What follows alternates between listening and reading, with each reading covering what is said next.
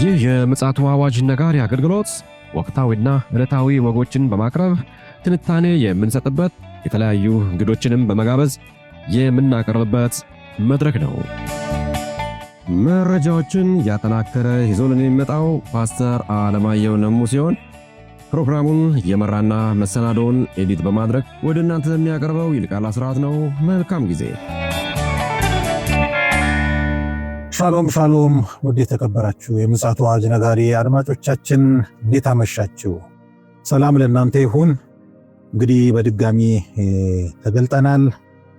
በሌላ መረጃ ፓስተር አንዳንድ በዓለማችን ዙሪያ እየተሰሙ ያሉ ወሳኝ የሆኑ መረጃዎችን መራርጦልን ሊያስደምጠን መስመር ላይ ተገኝቷል።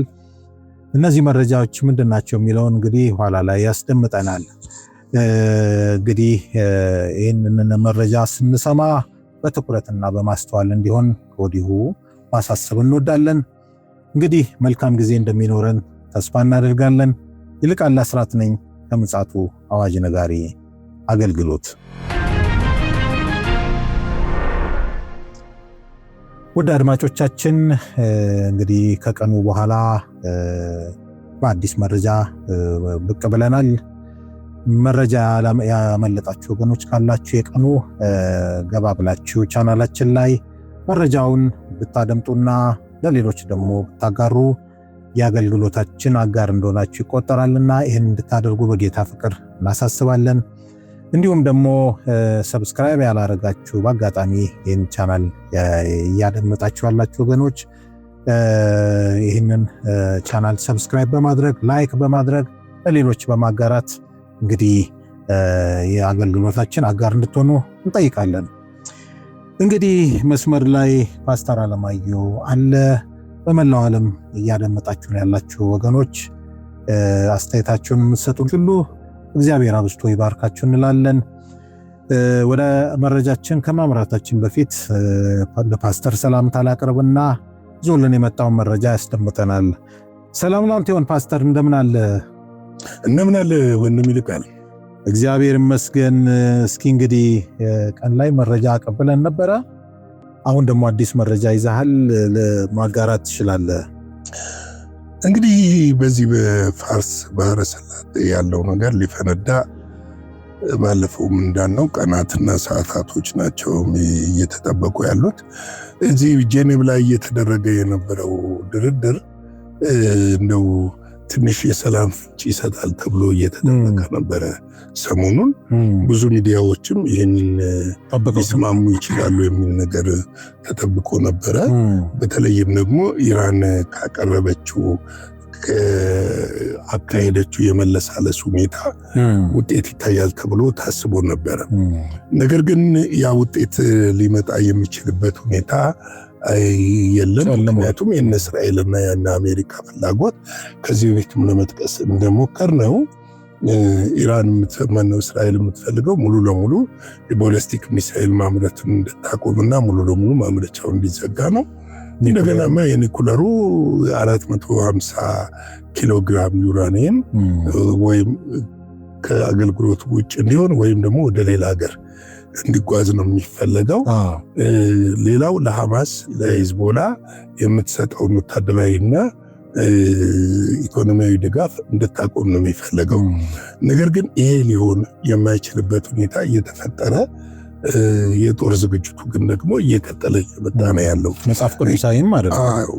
እንግዲህ በጄኔቭ በተካሄደው ሁለተኛ ዙር የኒኩለር ድርድር ላይ ኢራን ያቀረበችው የኒኩለር ማበልጸጉ ስራዋን ለ3 ዓመታት ለማቆም እንዲሁም ደግሞ በእስራኤል ላይ የቦሊስቲክ ሚሳኤል ጥቃት ላለመፈጸም የገባችውን ማለት ቃል በመግባት ይህንን ለማድረግ እንደምትፈልግ አቅርባ ነበረ በድርድሩ ላይ። ነገር ግን አሜሪካ ውድቅ ማድረጓ ተሰምቷል። ይህንን ያቀረበችውን የድርድር ሀሳብ ውድቅ አድርጋዋለች። የኢራኑ የውጭ ጉዳይ ሚኒስትር አባስ አራቺ በጄኔቭ ከኦማን አቻቸው ጋር በተወያዩበት ወቅት የቀረበው ይህ ጥያቄ ኢራን ከዓለም አቀፍ ማህበረሰብ ጋር ያለውን ውጥረት ለመቀነስ ያቀረበችው ስምምነት ተደርጎ ተወስዶ ነበረ። ማለት በበጎ ሁኔታ ተወስዶ ነበረ ይሄ ስምምነት። ምክንያቱም ኢራን እስካሁን ድረስ ማበልጸጌን እቀጥላለሁ የሚል ነው እንጂ አቆማለሁ ለተወሰነ ዓመት አቆማለሁ የሚል ነገር አንስታ አታውቅም። እስራኤልንም እንደ ማህበረሰብ አክብራ አልነካም ብላ አታውቅም። ነገር ግን እነዚህ ነገሮችን ማቅረቧ በራሱ ደግሞ ትልቅ እምርታ ነው፣ ትልቅ ለውጥ ነው፣ ትልቅ አካሄድ ነው። ነገር ግን ይሄ ለዓለም አቀፍ ማህበረሰቡ ጋር አብሮ ለመሆን ትል ያቀረበችው እንትን ጥያቄ ወይም መደራደሪያ ሐሳብ አሜሪካኖቹ አልተቀበሉትም። ምክንያቱም የአሜሪካኖቹ ሐሳብ ድብቅም ዓላማ ያለው ይመስላል። ምንድነው ይሄ ድብቅ ዓላማ ምትል? ሙሉ ለሙሉ የኢራንን የነዳጅ እንትን መቆጣጠርም የሚፈልጉ ይመስላሉ። ከኢኮኖሚም አንጻር ለምሳሌ ኢራን ከፍተኛ የነዳጅ ሀብት ያላት ሀገር ነች። ስለዚህ ያለው መንግስት ያንን እንደማያስነካቸው ስለሚያውቁ ምናልባትም ይሄ ድርድር ወደፊት ይሳካል ተብሎ አይታሰብም። እንግዲህ የቀረበውን ስምምነት ተደርጎ ተወስዶ ነበረ። ሆኖም የአሜሪካ ልዩ መልእክተኛ ስቲቭ ዊትኮፍ ያቀረቡት ማባበያዎች በቂ አይደሉም በሚል ውይይቱን ላለመቀጠል ወስነው በቂ አይደለም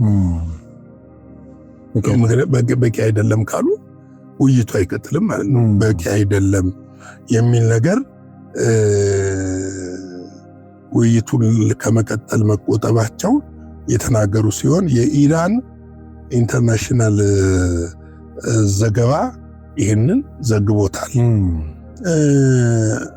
እንግዲህ ምንድነው መሰለ በኢራን በኩል ቀረበ ተብሎ በተገለጸው በዚህ የውሳኔ ሐሳብ ላይ የሀገሪቱ ለ3 ዓመት ዩራኒየም የማበልጸግ እንደምታቆምና ከዚያ በኋላ የሚበለጽገው መጠኑ በ3.67 በመቶ ብቻ እንደሚገደብ ጠቅሰው ነበር።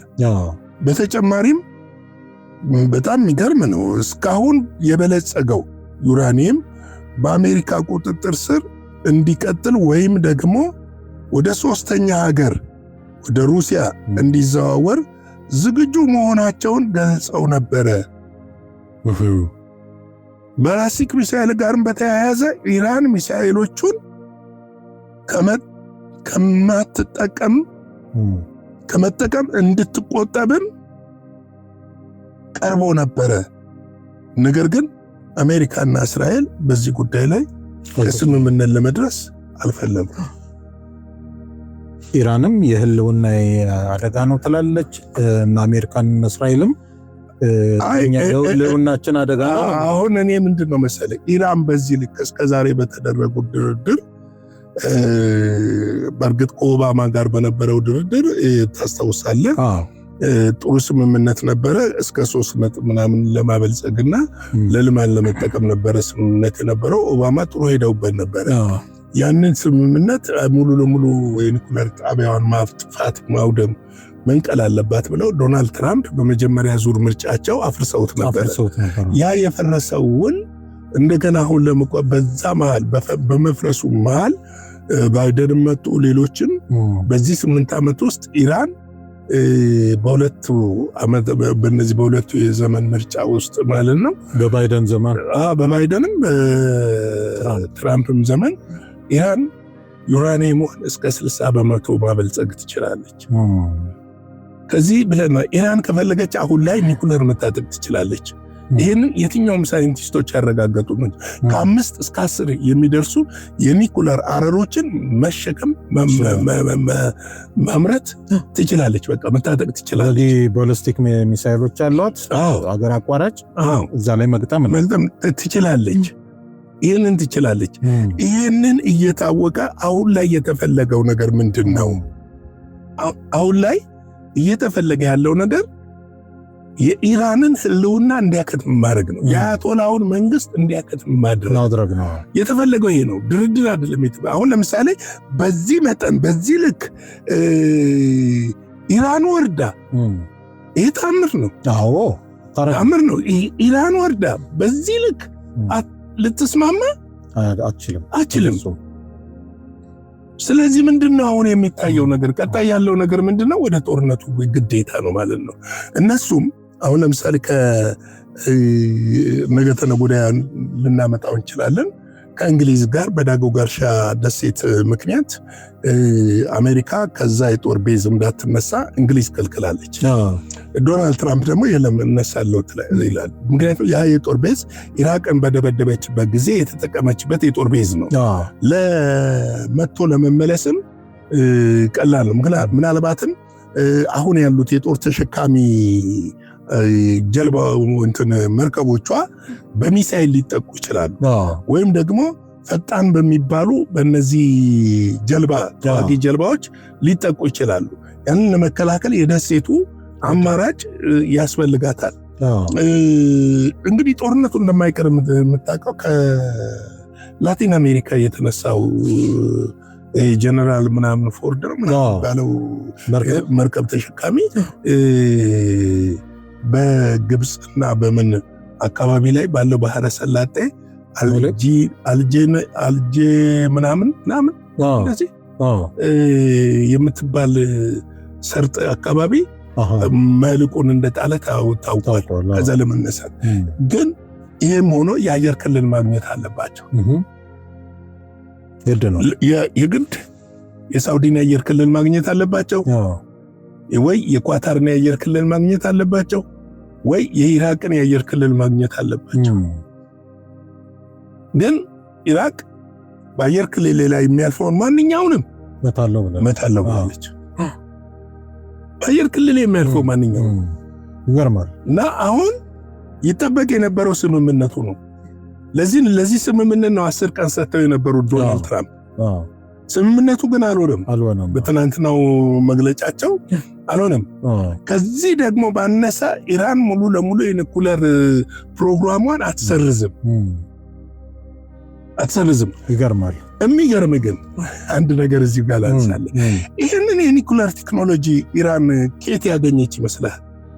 ከሩሲያ ነው። ከፓኪስታን እገዛ ከፓኪስታን ሙሉ ለሙሉ የፓኪስታን የኒኩለር ጠበብቶች ናቸው ይባላል። የራሷም የኢራንም የራሷ ከመጀመሪያዋ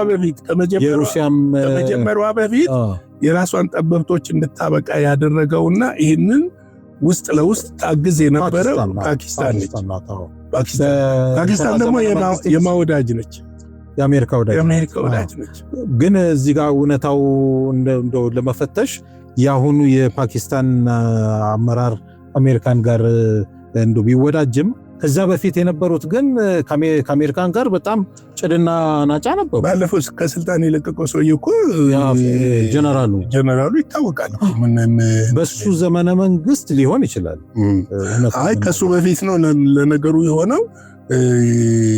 ማነች ሴቷ መሪ በነበረችበት ቤናዘር ቡቶ እነሱ በነበሩበት ጊዜ የአሜሪካን ወዳጅ ነበሩ። ግን እንደው ፓስተር እዚህ ጋር አንድ መጽሐፍ ቅዱሳዊ እውነት እንደው ብናነሳ ደስ ይለኛል። አሁን ይሄ ጦርነት አሜሪካን እንደው ይሄንን ጥቃት ብታደርግ ያው የታወቀ ነው፣ እስራኤልም ትከተላለች። አሁን ኢራን ልታጠቃ የምትችለው አሜሪካንን ነው ወይስ እስራኤልን?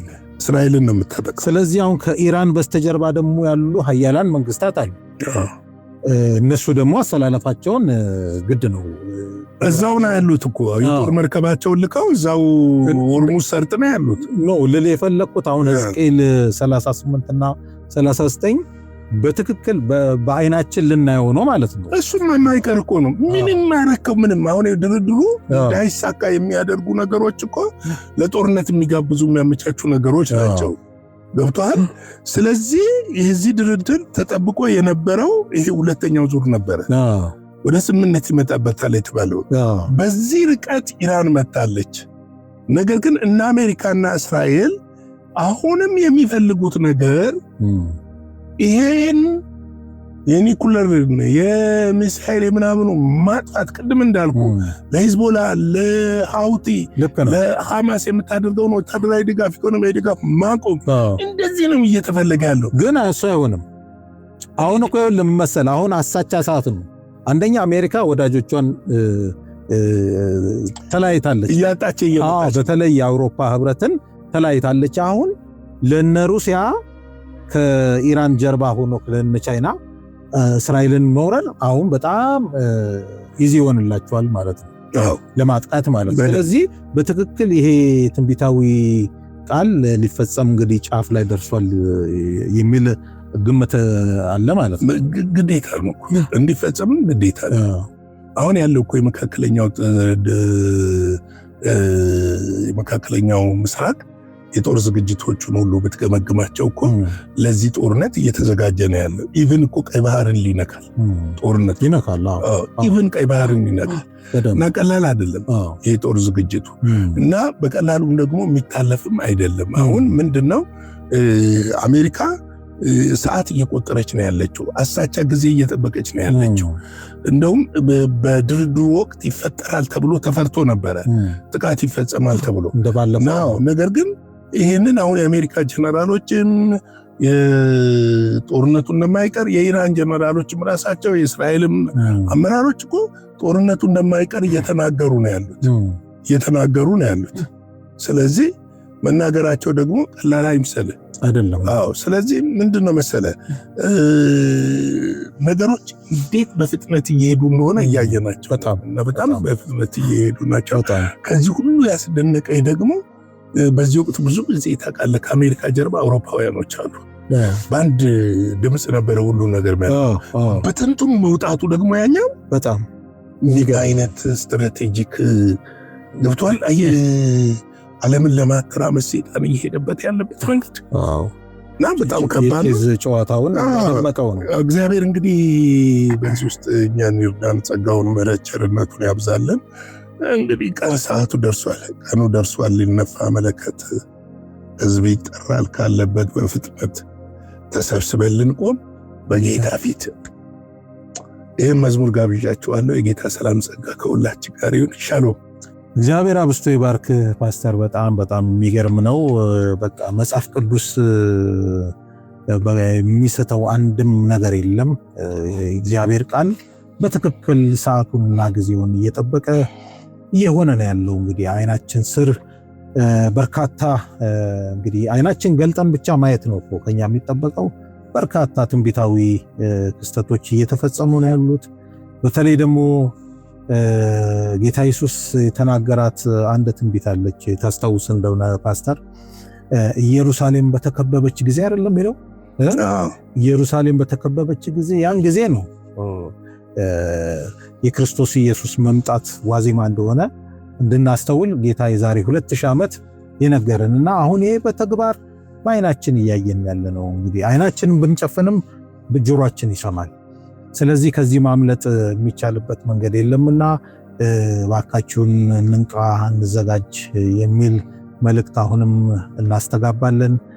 በተለይ ደግሞ የሚመለከታት ቤተክርስቲያን አይኖቿን አጥርታ ከሰመመን ወጥታ በንቃት ተልኮዋን ልትወጣ በጣም በጣም መልካም መሻታችን ነው። ያም ተልኮ ደግሞ የወንጌሉ አዝመራ በጣም በመንጣት ላይ ነው ያለውና እንዳይበላሽ ተበላሽቶም ወደ እሳት እንዳይጣል ተረባርበን መከሩን መሰብሰብ አለብን የሚልም ጭምር መልእክት ማስተላለፍ እንወዳለን። እንግዲህ ውድ አድማጮቻችን ለዛሬ ለሰኞ የምሽት መረጃችን በዚህ እንቋጫለን። መረጃውን እንግዲህ በቀኑም በማታውም አሰባስቦ ይዞልን የመጣ ወንድማችን ፓስተር አለማየሁ ነው። እኔም እንግዲህ ፕሮግራም በመምራት አብሬያችሁ ዘልቅ ያለው ነገ እስክንገናኝ ድረስ ሻሎም። ለዛሬ ይዘን የመጣነው ወቅታዊ መረጃ ይህንን ይመስል ነበረ። በሌላ ጊዜ በሌላ መሰናዶ እስከምንገናኝ ሰላም ለእናንተ ይሁን።